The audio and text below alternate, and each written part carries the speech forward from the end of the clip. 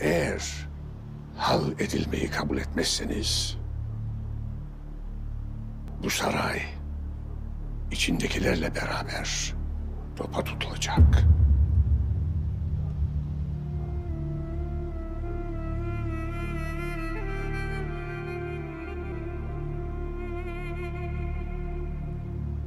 Millet sizi hal etti. Direnmenin faydası yok. Tahttan çekileceksiniz.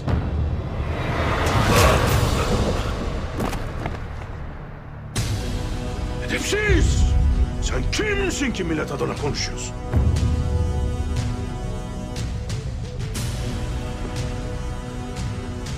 Boşa direniyorsunuz. Hiçbir güç bizi yaptığımızdan vazgeçiremez.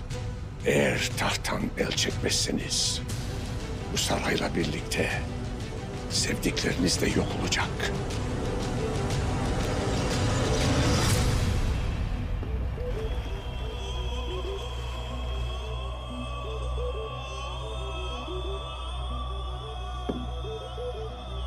Bizi tedbirsiz sanırsınız.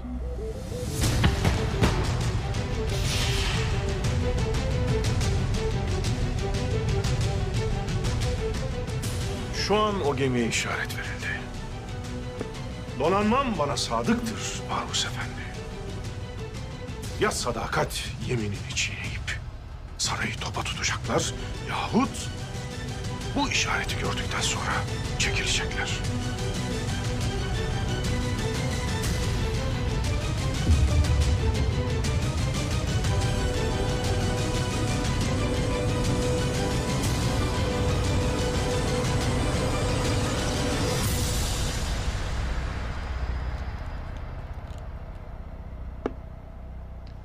Tutuklayın!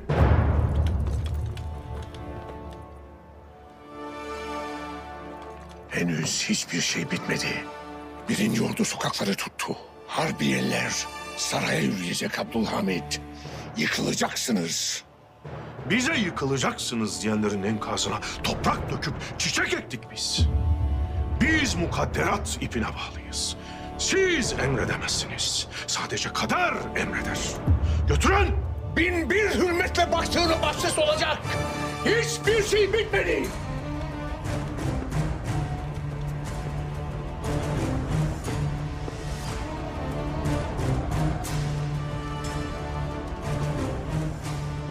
Hünkârım, askerler sokaklarda.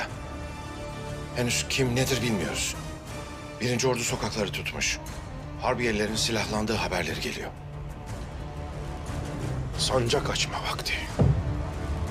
Osman Paşa'yı çağırınız. Emredersiniz hünkârım.